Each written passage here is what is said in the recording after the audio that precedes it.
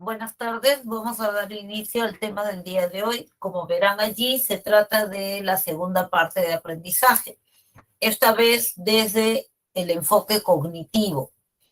Si recuerdan, cuando hablamos de psicólogos cognitivos, nos referíamos a aquellos profesionales que explican el aprendizaje, la conducta,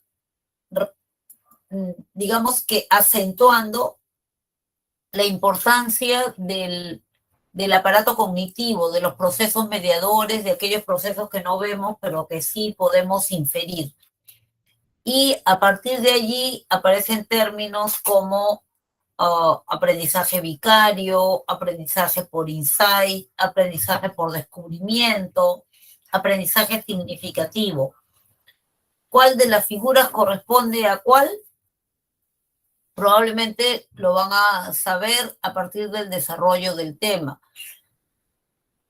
Hablaremos hoy pues de lo que es aprendizaje cognitivo, las teorías cognitivas del aprendizaje, cuáles son las principales, las más representativas, a qué se llama aprendizaje observacional, qué estrategias de aprendizaje existen, a qué se llama metacognición y qué es eso de aprendizaje autorregulado y cooperativo.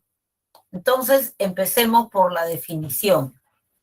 Cuando hablamos de aprendizaje cognitivo, como ya había estado mencionando, hablamos del aprendizaje que resulta de los cambios que se producen en los procesos mediadores o procesos cognitivos. Acuérdense que cuando el enfoque conductual define aprendizaje, dice cambios relativamente estables en la conducta manifiesta. Aquí también, de alguna manera, ¿no? Cambios relativamente estables, pero la diferencia es que los teóricos cognitivos asumen que ese cambio que vemos en la conducta del sujeto se debe a los cambios que han habido antes, previamente, en los procesos cognitivos. ¿Cuáles son los procesos cognitivos o mediadores? Los que ven allí: motivación, atención, percepción, pensamiento, lenguaje, memoria, toma de decisiones. Entonces, cuando alguno de estos procesos, sufre una variación por los estímulos del ambiente, es que se produce el cambio también en la conducta.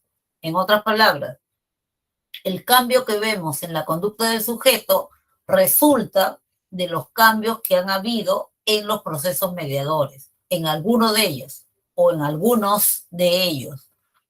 Entonces, esa es la gran diferencia entre aprendizaje desde el enfoque conductual y aprendizaje desde el enfoque cognitivo. Cualquiera de estos procesos sufre una alteración, sufre un cambio, y ese cambio es lo que motivará el cambio en la conducta del sujeto. Sí. Bien. Empecemos viendo aquí y recordando lo siguiente. Las teorías cognitivas aparecieron más o menos alrededor de los años 65, 68. Quiere decir que en los años 1965, 67, aparecieron las teorías cognitivas con este modelo de explicación del aprendizaje. Sin embargo, existía una teoría que ustedes probablemente recuerden bien, que es la teoría de la Gestalt. La teoría de la Gestalt proponía, cuando hablábamos de escuelas, que la psicología estudie los procesos de percepción, porque sostenía que a partir de la investigación sobre percepción descubriríamos el movimiento y los cambios que se producen en la psiquis del individuo. Entonces, lo que dice es lo siguiente: si nosotros averiguamos sobre la percepción, vamos a poder dar explicación a muchos procesos cognitivos, a muchos procesos psíquicos. Bien, y ellos decían respecto al aprendizaje que el aprendizaje es la suma de insight. ¿Y qué es un insight? Bien, aparte de ser la americanización de una palabra alemana, como muchos, cada vez que hablamos de teoría de la Gestalt, aparecen palabritas que no están en el diccionario alemán, tampoco están en el diccionario inglés, ¿no? Con la acepción que necesitamos, porque ha sido una americanización de la palabra alemana, porque la escuela es alemana. Entonces, bien, ellos sostenían que el aprendizaje se producía por una suma de insight. ¿Y qué es un insight? Probablemente han escuchado el término, que se refiere a lo que es una comprensión repentina, una comprensión súbita, una comprensión que parece mágica, como que de pronto te das cuenta de algo, ¿no? Como cuando te pones a resolver ejercicios y te encuentras con uno que está complicado y estás dale y dale y dale, no te sale, lo dejas, después de un rato de repente lo vuelves a agarrar y en esta segunda oportunidad que lo ves, es como si lo vieras diferente, ¿no? Claro, pero ¿cómo no me di cuenta? ¿Puedo hacer esto? Ya está, resuelto. ¿Qué pasó? ¿Por qué de pronto lo entendí? ¿Cómo no me di cuenta? Eso es un insight. O sea, ese verlo de manera diferente, repentinamente, de pronto, sin saber exactamente qué pasó. ¿Y qué pasó? Bueno, los yesaltistas te van a decir que lo que pasó es que se produjo una reorganización del campo perceptual. ¿Qué significa esto? Que cambió la organización, el orden que le dábamos a los diferentes elementos que constituyen el campo perceptual. En otras palabras, viste ahora el material de manera diferente. ¿Por qué sucedió eso?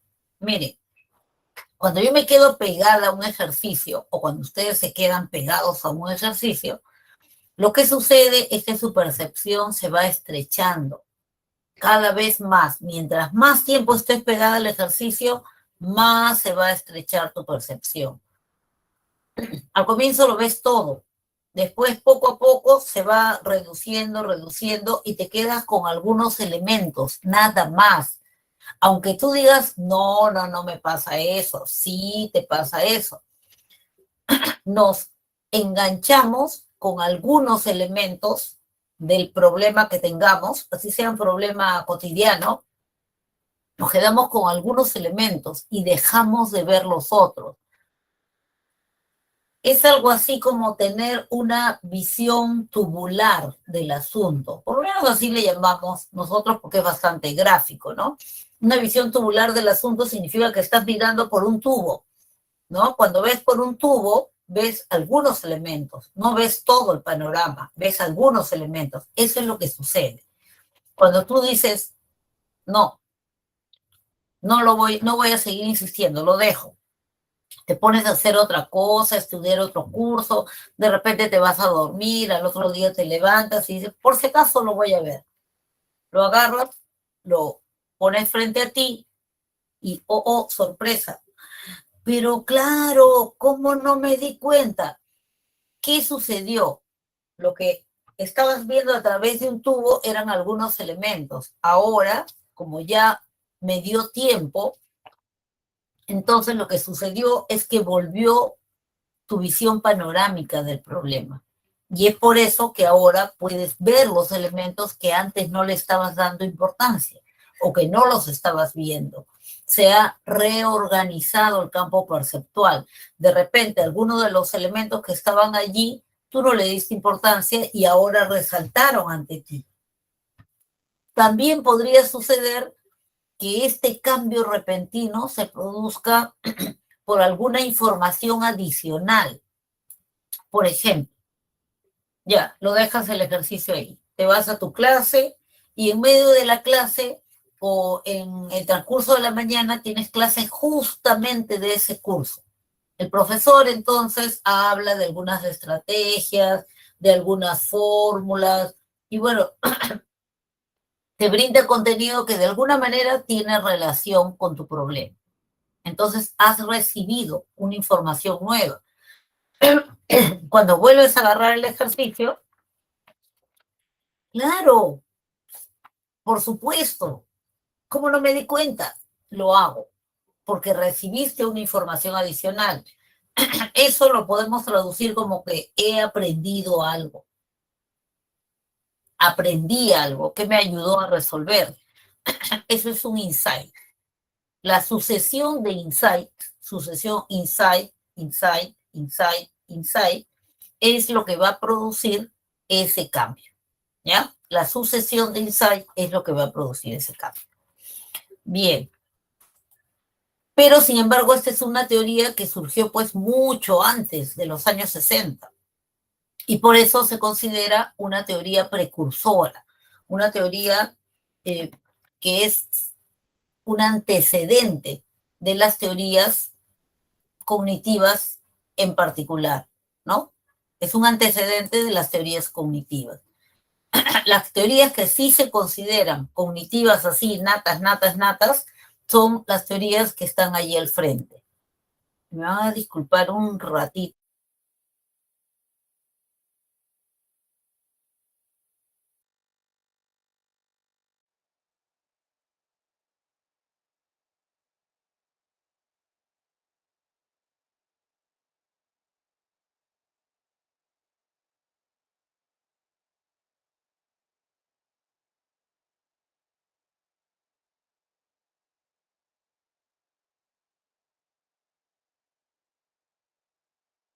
Emergencia, que nunca falta, ¿no? Bien, estas teorías sí son las teorías que se conocen con el nombre de teorías cognitivas. Estas sí nacieron después del año 1965 en adelante. Tenemos ahí varias teorías que son las que vamos a explicar ahora. La teoría del aprendizaje por descubrimiento de Jerome Brunner, la teoría del aprendizaje significativo de David Ausubel, la teoría del aprendizaje vicario, que pueden encontrarla con bastantes nombres, aprendizaje social, la teoría del observacional, la teoría imitativa. Lo vamos a ver con detenimiento. Y las teorías del procesamiento de información, ¿ya? Entonces, estas sí son consideradas teorías cognitivas así natas. Vamos a revisarlas. A ver. Empecemos por las llamadas teorías del procesamiento de información. Aquí no vamos a encontrar un autor representativo, no hay, porque esta es una corriente que lo que hizo fue establecer una analogía entre el descubrimiento que había de cómo operaba una computadora con el procesamiento de la información que se producía en nuestro cerebro. Entonces lo que hizo esta corriente fue un poco dar luces sobre, oh, así también puede ser, ¿ya? Entonces, aquí no hay un autor representativo, lo que hay es un modelo de explicación. Entonces dice, aprender, se aprende igual como trabaja la computadora. En la computadora yo introduzco información a través del teclado, ¿no es cierto? Esa información que he introducido va a un procesador central que ahora ya ni siquiera es externo, sino que está dentro de la computadora, de la pantalla, y allí se somete a un algoritmo, ¿no? A una serie de pasos, pasos, pasos, pasos, pasos, un tratamiento. Y el resultado de eso es de que tú tienes la información procesada, que la puedes abrir, la puedes sacar, la puedes recuperar cuando la necesites. Igual, dice, funciona el, el cerebro humano, en todo caso, el proceso psíquico, ¿no? Entonces, aprender es procesar la información. Y así como el procesador central tiene un programa, que significa una serie de pasos que va a utilizar para tratar la información, nuestra psiquis también tiene una serie de pasos que funcionan en una secuencia como la que les están mostrando allí, ¿no? Con la misma secuencia. Entonces, primero hay un registro sensorial, se captura la información que entra por los órganos sensoriales y se registra. Una vez que se registra, ahí se va a perfilar. Los procesos atentivos van a seleccionar algunos temas. Y eso que ha sido seleccionado se va a interpretar. Y ya estamos en la percepción, se interpreta. Y aquello que es percibido se almacena en la memoria. Y aquí justamente se utiliza ese modelo, ese enfoque modélico de la memoria que nos habla de un multialmacén de memorias, de diferentes tipos de memoria. Entonces se almacena al comienzo en el órgano sensorial, memoria sensorial. Después, mientras esté trabajando con el material, memoria de corto plazo. Y después, si yo le doy cierta organización, cierta significatividad a la información, la almaceno en la memoria de largo plazo. En este modelo es muy relevante los procesos de memoria. Quiere decir, en las teorías de procesamiento de información, la memoria pasa a ser un proceso cognitivo sumamente importante, ¿ya? Porque es la que te va a explicar todo. Bueno, a partir de allí, estando en la memoria de largo plazo, tú lo puedes recuperar la información cuando la necesites, sobre todo para elaborar pensamiento, conceptos, soluciones de problemas, tomar tus decisiones y actuar. Entonces, las teorías del procesamiento de información elaboran una metáfora con la computadora, donde este vendría a ser el programa. Recepcionas la información, la sometes a todo ese proceso donde se resalta el multialmacén de memoria y luego viene la conducta. La conducta manifiesta, la conducta que vemos todos, ¿sí? Eso es lo que se conoce con el nombre de teorías del procesamiento de información, a la analogía que se realiza entre estas dos entidades. Luego tenemos la teoría del aprendizaje por descubrimiento. Esta teoría fue desarrollada por Jerome Brunner. Él era un psicólogo educacional, un psicólogo que trabajaba a nivel de educación básica, educación escolar, y sostiene que el aprendizaje solo será posible cuando el sujeto descubra lo que yo le quiero enseñar. Cuando él descubra lo que yo le quiero enseñar, entonces ahí va a aprender. El maestro pasa a tener un rol diferente. Deja de ser un maestro que va a depositar su conocimiento en los alumnos para convertirse en un maestro que facilita el descubrimiento. Entonces, el rol del maestro ahí sería disponer la situación de tal manera que le permita al estudiante y que le incentive al estudiante a descubrir algo. Ese sería el rol del docente. Por ejemplo, yo quiero que los niños aprendan sobre cambios, la temperatura y cómo influye esto en los cambios de estado del agua. Entonces, voy y hago experimentos. Divido el aula en 4. El primer grupo tiene 1 litro de agua y una olla de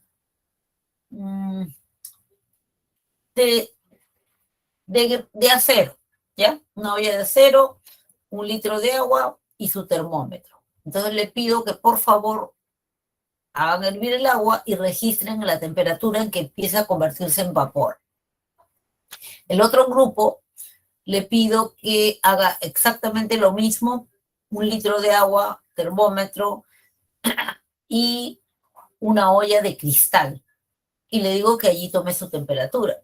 Al otro grupo le doy un recipiente de, una olla de barro, una olla de cristal y una olla de acero, ¿ya? Entonces, ya está. Y al cuarto grupo le doy de repente un hervidor eléctrico, igual, y le pido exactamente lo mismo. Tiene 1 litro de agua y que mida la temperatura en la que va a empezar a convertirse en vapor el agua. Terminado esto, terminado el experimento, entonces yo voy a recoger la información y la voy a organizar. Hago un cuadro de doble entrada y pongo ahí olla de acero, olla de barro, olla de cristal, hervidor eléctrico. Y cada representante del grupo tiene que pasar y anotarme ahí a qué temperatura el agua empezó a convertirse de líquido a gaseoso. Pasa el de la olla de barro, 100 grados centígrados. Pasa el de la olla de acero, 100 grados centígrados. La olla de cristal, 100 grados centígrados. El hervidor eléctrico, 100 grados centígrados. Oh, chicos, entonces, ¿qué quiere decir esto? ¿Qué podemos concluir? Que no importa el recipiente que lo contenga, el agua empieza a convertirse en vapor a los 100 grados centígrados. Perfecto, ya está. Hemos sacado una ley, hemos descubierto una ley, o han descubierto los niños una ley. ¿Se dan cuenta? Entonces, esa es la secuencia que se sigue para el descubrimiento. Y eso es lo que se aplica en la educación. Primero se recolectan los datos, ¿no? Se recolectan los datos, después se organizan los datos, como lo hacíamos en el cuadro de doble entrada, y luego se representa eso. ¿Cómo se representa? Se representa mediante una ley, mediante una regla o mediante un concepto. Mediante un concepto, ¿ya? Entonces, esa es la idea que tiene Jerome Brunner sobre el aprendizaje. Dicho sea de paso, es una regla, pues, es un tipo de aprendizaje, es una forma de ver el aprendizaje que se utiliza mucho en educación, actualmente, en educación básica, educación escolar. Y es algo que probablemente ustedes, personas jóvenes, han tenido dentro de su currícula, dentro de las estrategias que el profesor utilizaba con ustedes. Hacer que trabajen, hacer que ustedes saquen conclusiones, y el maestro, ¿qué va a hacer? Disponer la situación y el maestro va a ir orientando. De repente le quiero dar a conocer, quiero que aprendan el concepto de honradez, pero son chicos de primaria, tienen un pensamiento operacional concreto todavía, es demasiado abstracto, honradez, pero lo puedo concretizar colocándole este adjetivo a una persona. Entonces puedo dividir otra vez el salón en 4 grupos y a cada grupo le doy una lectura de repente. Ese es su trabajo el maestro. Tiene que ir y buscar una lectura que se pueda adecuar, distribuir y ver qué va a hacer para que el niño descubra. Entonces, a este le voy a dar la historia de Juan el honrado, que devolvió el hacha que no era de él y se quedó con la suya, con la propia. Entonces dijo la verdad. No, a este otro es Periquita la honrada, la niña que bajó del bus y vio que el señor que bajó delante de ella se le cayó la billetera. Corrió y se la devolvió. Esta es la historia de fulanito el honrado, el muchacho que dijo la verdad a pesar de que eso implicaba de que iba a ser castigado. Entonces ya, cada uno lee su historia y me saca la conclusión sobre qué es honradez. Entonces yo agarro la pizarra, anoto. ¿Qué es honradez para el grupo A? Bueno, honradez es el que siempre dice la verdad. Muy bien. Segundo grupo, el que no se agarra a las cosas ajenas. Tercer grupo, sí, también, el que dice la verdad a pesar de que vaya a perjudicarle de alguna manera, y así sucesivamente. Entonces, con ellos vamos a sacar una conclusión sobre qué cosa es honradez. ¿Qué habrán descubierto ahí? Un concepto, el concepto de honradez. Entonces, el aprendizaje por descubrimiento se refiere a eso, a disponer la situación de tal manera que permita que el estudiante descubra algo por sí mismo. Se recolectan los datos, se organizan y se representa. Hay un razonamiento de tipo inductivo, ¿no es cierto? Eso fue el trabajo de Jerome Brunner. Luego tenemos ahí a David Ausubel. David Ausubel es otro psicólogo también un psicólogo cognitivo, también es un psicólogo educacional y que trabajó con educación básica. También trabajó con escolares. Él definía el aprendizaje como lo que sucedía cuando alguien podía volver significativa una situación. O sea, solo se produce el aprendizaje cuando el sujeto logra darle significatividad a la información nueva que le están dando. ¿Y cómo consigue esto? Bueno, para poder conseguir esto, otra vez, como trabajó con ambientes escolares, otra vez el maestro tenía que cambiar su rol y convertirse en un facilitador. ¿Cómo logra eso? Volver significativa una información relacionando, estableciendo un vínculo entre el conocimiento nuevo y el conocimiento que ya tiene, llámese conocimiento antiguo o saberes previos. Cuando logra establecer un vínculo entre los dos, entre el conocimiento antiguo y el conocimiento nuevo, entonces, dice él, se ha producido un anclaje. Palabra importante dentro de la teoría de David Ausubel. Se ha producido un anclaje, un enganche entre los dos conocimientos. Ese vínculo es lo que va a garantizar que la información nueva se pueda quedar con el individuo, que la pueda aprender. ¿Ya? Ahora, ¿cuál sería ahí el rol del docente? En primer lugar, averiguar qué sabe el niño, cuáles son sus saberes previos o también podemos llamarlos sus saberes antiguos. ¿Qué es lo que sí sabe? ¿Cómo lo averiguo? Puede ser pues que de repente tomo una prueba de entrada para saber qué conocen. Podría ser también que de repente hago una lluvia de ideas y pongo ahí aprendizaje. Díganme todo lo que saben sobre aprendizaje. Y entonces yo recojo qué saben, en qué están, y según eso voy a tratar de establecer esos vínculos, de que se puedan establecer esos vínculos. El vínculo puede ser tanto por inducción o por deducción. O sea, puede ser que el sujeto que está aprendiendo induzca o deduzca.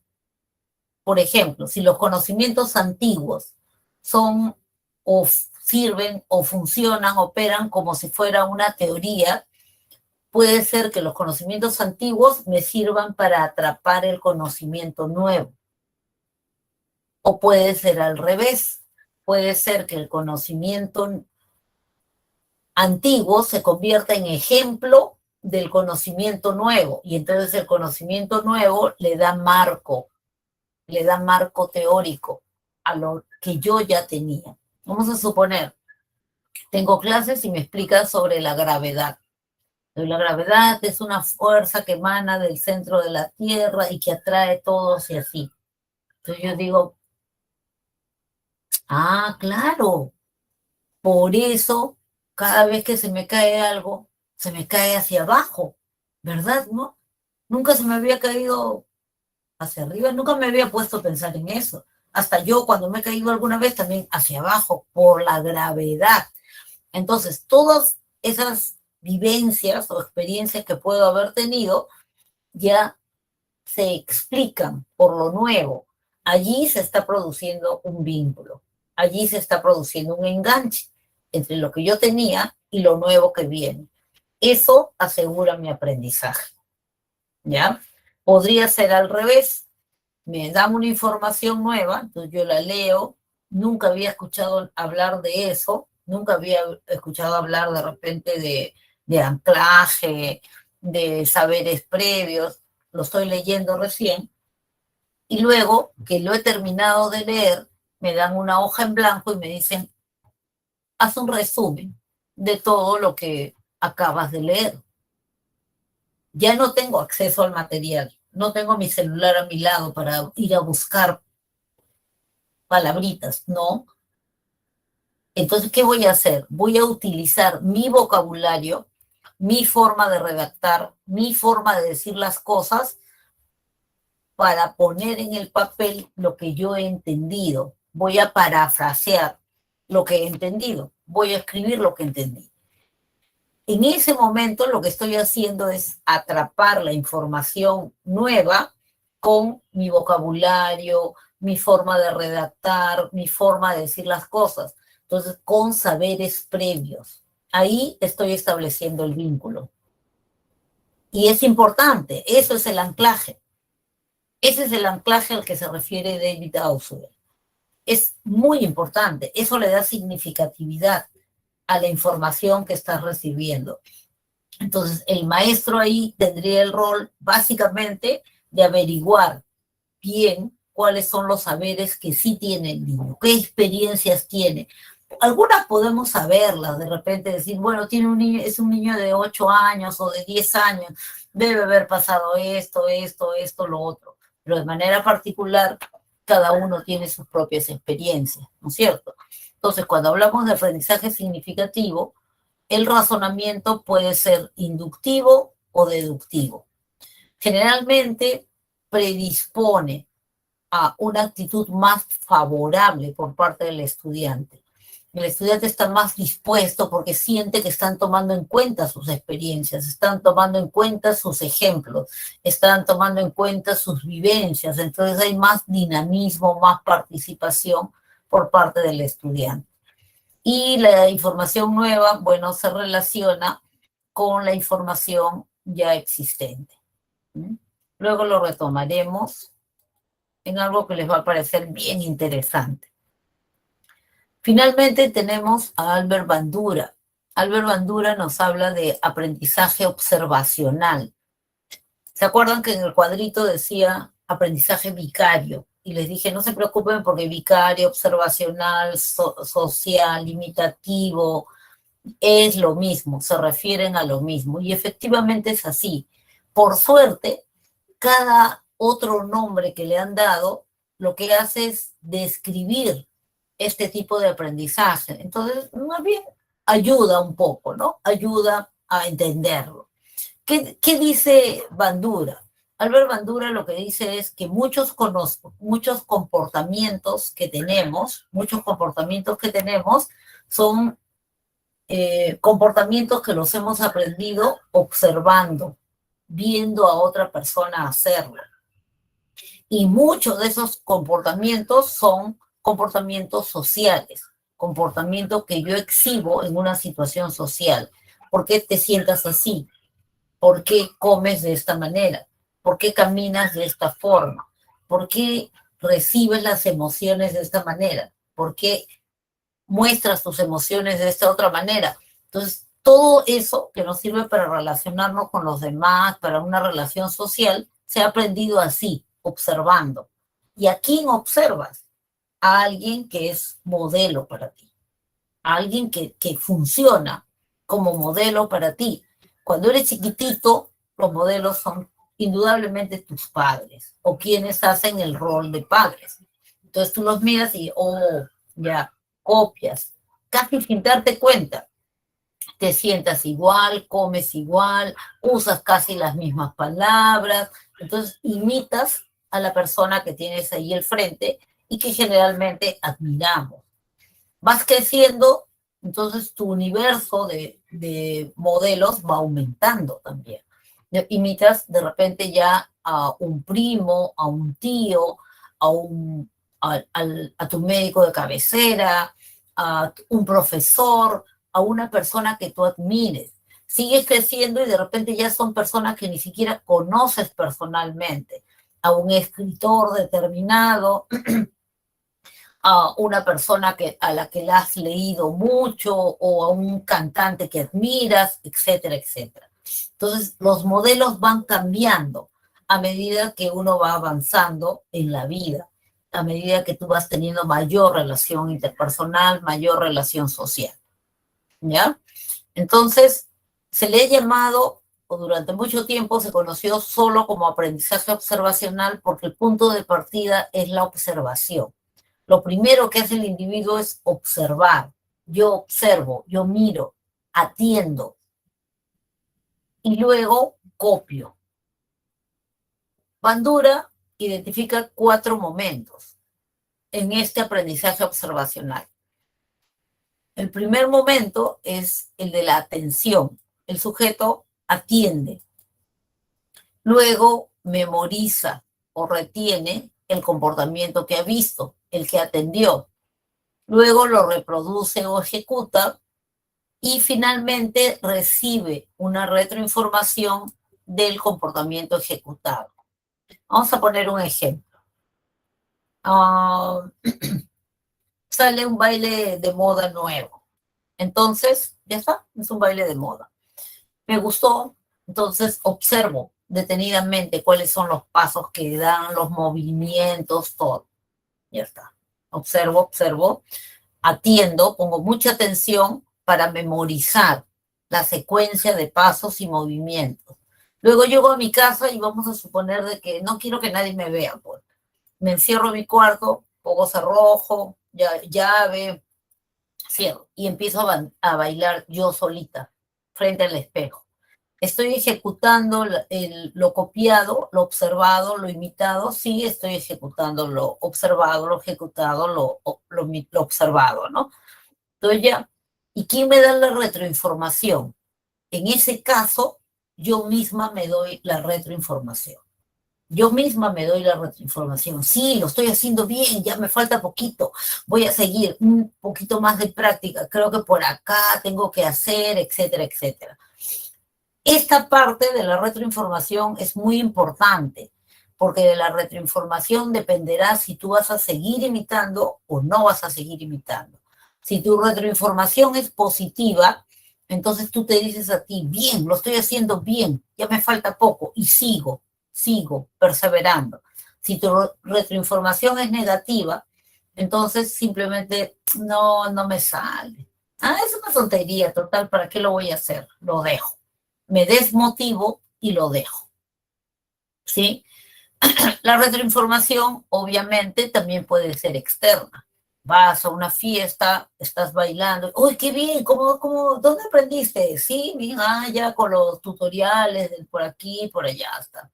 Pero ya te reforzaron. Entonces tú sigues, te sientes motivado y lo vas a seguir haciendo. Pero si alguien te dice, oye, ¿qué pasó?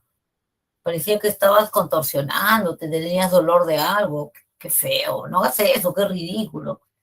Ya que ya no voy a seguir imitando, ya no lo voy a hacer, no lo hago. Punto, me desmotivo y lo dejo de hacer. ¿Ya? Albert Bandura sostiene pues que la mayoría de conductas sociales las aprendemos así, por imitación. También se le denomina aprendizaje vicario, aunque de repente no es la palabra más exacta, porque cuando hablamos de aprendizaje vicario, estamos hablando de una retroinformación indirecta, o sea, una retroinformación que no te la dan a ti, se la dan al modelo, pero que te ayuda a imitar o no imitar. Seguramente han visto un video que circuló mucho en el internet, que era de un niño que la mamá le estaba dando de tomar la sopa. Entonces metía la cucharada en la sopa y le daba al niño. Y el niño no quería recibir. Simplemente cerraba su boca y movía su cabecita. Entonces la mamá se le ocurre, agarra el peluche que tiene al costado del niño y hace exactamente lo mismo. Mete la cucharada en la sopa, se la acerca y ella misma, claro, mueve la cabecita del peluche como negando que no quería tomar la sopa. Deja la cuchara, deja el peluche ahí, se quita la sandalia y le da 2 golpes con la sandalia y lo deja al muñeco ahí, ¿no? Entonces después, otra vez agarra la cuchara, intenta darle la sopa al niño y el niño apenas ve la cuchara ahí, abre la boca y empieza a comer. Eso es aprendizaje vicario. Él vio cuál era la consecuencia en el modelo, en lo que en ese momento era su modelo, y por eso decidió hacer lo que hizo, ¿no? Empezar a tomar la sopa. Eso es aprendizaje vicario. Bien.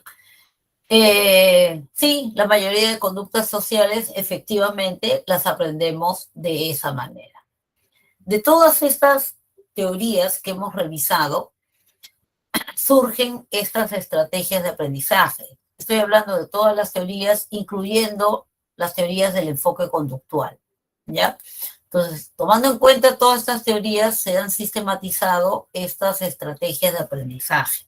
4 apuntan a formas de organizar la información, de utilizar la información, y una apunta al aprendiz, al estudiante. Vamos por las primeras. La estrategia de repaso.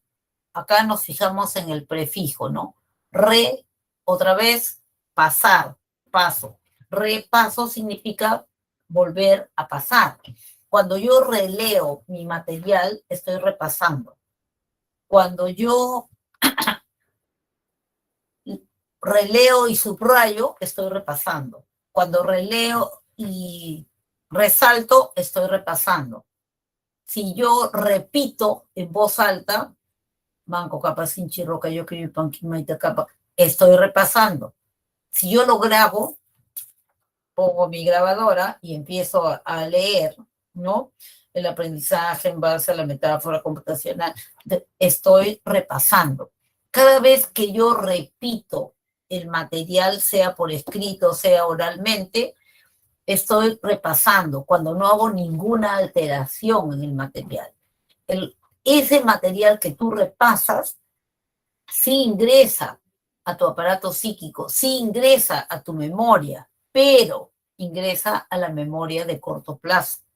Quiere decir que lo vas a perder en algún momento. Entonces, ¿no vale repasar? Sí vale, pero no es suficiente. O sea, el repaso es el primer paso en el estudio. Es el primer paso. Es muy importante, sí, porque seleccionas información, porque marcas información relevante, la identificas. Pero ¿qué debe seguir entonces? Debe seguir una estrategia donde tú puedas crear material. ¿Qué voy a crear? Puedes utilizar una estrategia de elaboración o puedes utilizar una estrategia de organización. Si lo que usas es una estrategia de elaboración, entonces tú vas a crear algo, como puede ser una rima, puedes parafrasear oralmente de repente un párrafo, puedes utilizar palabras claves y todo lo que tenga que ver, por ejemplo, con estrategias de aumente su memoria, van para allá. Bien, entonces puede ser que yo cree una rima o parafrasee o algo más complejo, de repente creo un resumen. Y hacemos el mismo procedimiento que mencioné hace un momento. Leo mi boletín, leo mis apuntes. Si tengo un libro, lo leo también, luego lo dejo. Ya no lo vuelvo a tocar. Agarro una hoja en blanco, y ahí empiezo yo a redactar con mis propias palabras. Eso es un resumen. Pero es que me falta una palabrita. Yo sé en qué parte está. Solo miro esa palabrita. No. Si tú vuelves a agarrar tu separata o vuelves a agarrar tus apuntes, ya contaminaste tu resumen. Ya no es tu resumen. Entonces tú tienes que tratar de emplear todos tus recursos para establecer ese vínculo entre tus saberes previos y el conocimiento nuevo. Luego habrá oportunidad, pero ahorita no. Terminas tu resumen. Ya está. Eso es una estrategia de elaboración. ¿A qué se refiere con estrategias de organización? Hablamos de estrategias de organización cuando yo lo que hago es crear un organizador gráfico. Puede ser un mapa mental, un mapa conceptual, un mapa semántico, un cuadro de doble entrada, un cuadro sinóptico, un esquema. Cualquiera de esas cosas son organizadores gráficos, son lo que has utilizado para crearla, es una estrategia de organización. Ojo, cuando utilizo una estrategia de organización, yo no voy a copiar párrafos. He visto mapas conceptuales donde el estudiante, por supuesto ninguno de ustedes, copia literalmente, textualmente un párrafo. Eso ya no es un organizador gráfico. Un organizador gráfico utiliza palabras. Palabras obviamente cargadas de significado. Puede ser un sustantivo, puede ser un verbo, pero palabras, yo uno en mi esquema palabras, conceptos, y le pongo en los conectores algunas palabras que me sirven para identificar el proceso que los relaciona. Puedo usar ya 2 palabras, sí, hasta 3 palabras en casos excepcionales, pero no más, no un párrafo, no una oración, no, ya, si no, ya deja de ser un organizador gráfico. Un organizador gráfico se lee rápido, o sea, no tiene tanto material cargado, tanta información, no, tú lo lees y esas palabras que escogiste para poner ahí tienen la capacidad de jalar, evocar de tu memoria y volver a armar toda la teoría. Es complejo, al comienzo de repente puede ser un poquito complejo, o demorón, más que complejo, digamos que laborioso. Igual que resumen, puede ser laborioso al comienzo, pero en la medida en que utilizas la estrategia, cada vez lo haces más rápido, ¿ya? Entonces, cualquiera de las dos, estrategias de elaboración o estrategias de organización, son válidas como segundo paso. Y el tercer paso tiene que ser la supervisión de la información. Tú tienes que supervisar si has aprendido o no has aprendido, cuánto estás aprendiendo, si te sirvió o no te sirvió el material que acabas de elaborar. Entonces, ¿qué haces? Una estrategia de supervisión consiste en evaluación. Desarrollo una práctica, desarrollo un cuestionario, desarrollo un examen, ¿no? Cualquiera de esas, un simulacro, esos son estrategias de supervisión. Las estrategias de supervisión sirven para que tú te des cuenta cuánto has aprendido, cuánto no has aprendido. Y ese examen, ese cuestionario, esa práctica, la vas a desarrollar sin acceso a tus apuntes, sin acceso a tu celular, sin acceso a tu boletín. Agarras tu práctica una vez que terminaste de hacer tu resumen o tu organizador gráfico y la resuelves. Solamente con tu lápiz, tu borrador y tu práctica al frente, no más. Cuando termines y tu práctica ya está completa, recién agarras la clave de respuesta para corregir, para que te sirva lo que estás haciendo. Corriges, bien, bien, bien, mal, me equivoqué. ¿Por qué me equivoqué? ¿Dónde está mi resumen? Acá está mi resumen. Me fijo. Las estrategias de supervisión te ayudarán a depurar tu material creado. Yo no había puesto esto, ahorita lo pongo. Estás depurando tu material, le estás aumentando calidad, ¿ya? O de repente, ay, yo entendí mal, ya, ahorita lo corrijo, borro, corrijo. Para eso sirven también las estrategias de supervisión, para que tu material ya quede listo, ya pasó el control de calidad. También hay estrategias de autocontrol que es importante que las conozcan, porque muchas veces el estudiante puede haber organizado bien todo su material, la información, pero sin embargo tiene problemas con el control de sus emociones. La principal causa en estos casos viene a ser la ansiedad, pero no se olviden, o en todo caso se los digo si no se los he dicho antes, la ansiedad es miedo. La ansiedad es miedo y por lo tanto las reacciones que provocan son semejantes a una reacción de miedo. Entonces, ¿qué tengo que aprender? Algo que ayuda mucho es aprender a relajarse. ¿Por qué? Pero yo relajo mis músculos, correcto. Si tú tienes los músculos tensos, como es lo que sucede cuando uno está con miedo, se tensa, ¿no? Cuando estás ansioso también te tensas, entonces tus músculos están contraídos. Si tus músculos están contraídos, el cerebro recibe esa información. Músculos contraídos, peligro, hay un peligro inminente. Inmediatamente activa el hipotálamo. El hipotálamo activa el sistema nervioso simpático, tu corazón empieza a latir más rápido, la sangre empieza a fluir con mayor fuerza, ¿no? Y velocidad hacia las extremidades, tu hígado empieza a producir glucosa, tu pupila se dilata, toda la reacción que tú conoces, que es la reacción de miedo, ¿no es cierto?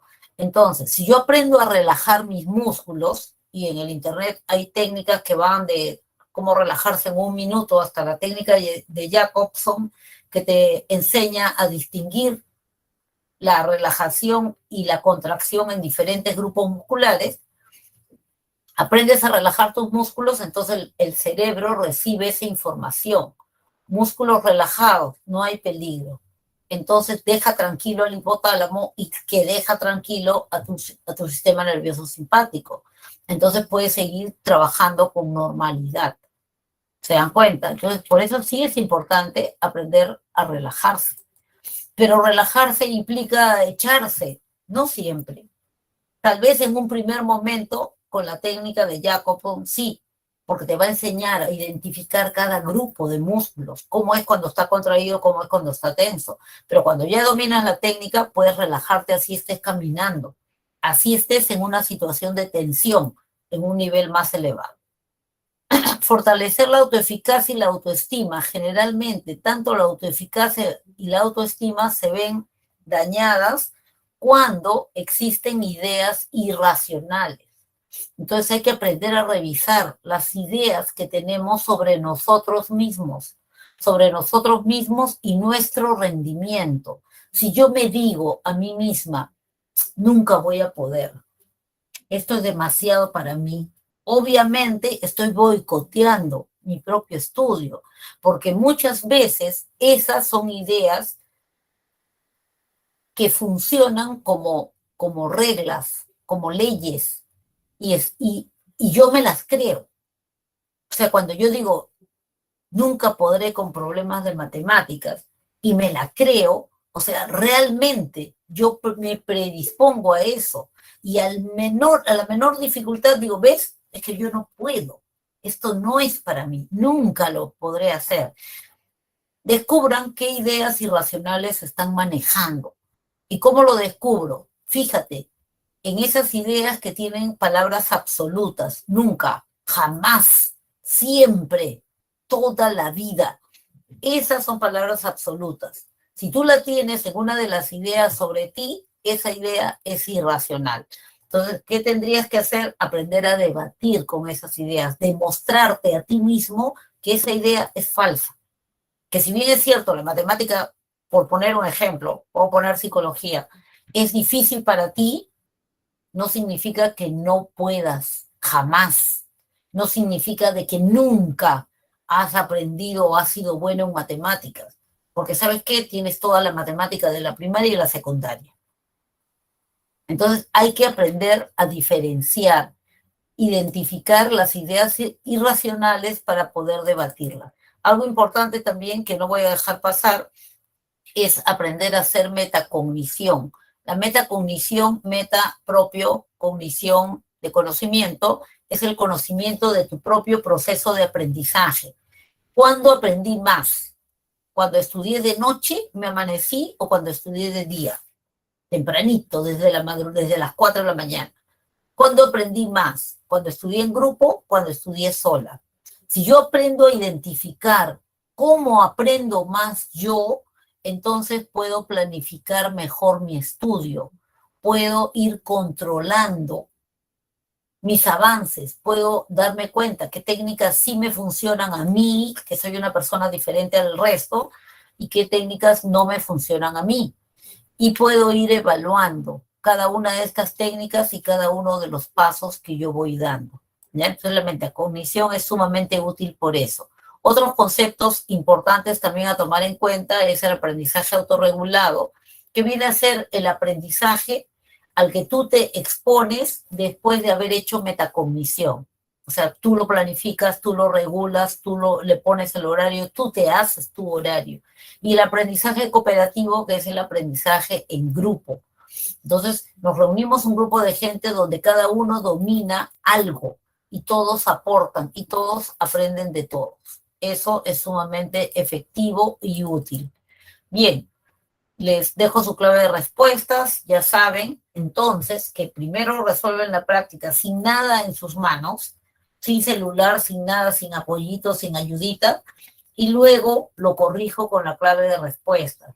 Esta clave de respuestas va a servir para que yo identifique dónde están los puntos flojos y entonces yo pueda corregir, depurar, mejorar el resumen o el cuadro o el organizador gráfico que yo he realizado. Si así todos se quedan con dudas, ya saben que tienen un multichat al cual pueden acudir las veces que lo deseen y que lo necesiten. Y si a pesar de todo ustedes ven que hay algo que está interfiriendo y no los deja rendir en su 100%, pueden pedir una cita de atención en el departamento psicopedagógico. Las veces que deseen, el centro ha sido creado para ustedes y para que puedan tener un mejor rendimiento y puedan convertirse en una de las personas ganadoras, mejores y que ganan esa vacante. Gracias por su atención. Felicitaciones por estar allí. Siempre no me cansaré de felicitarlos porque son personas que siguen luchando y perseveran por conseguir sus objetivos. Y eso realmente es algo maduro, es algo que no lo hace mucha gente. Hay mucha gente que rápido abandona, tira todo y luego se queja, ¿no? De su mala suerte. No es el caso de ustedes. Muchísimas gracias por estar ahí. Nos vemos la próxima semana. Que les vaya muy bien. Felices fiestas. No nos vemos la próxima semana, sino la que viene. Que les vaya muy bien. Chao.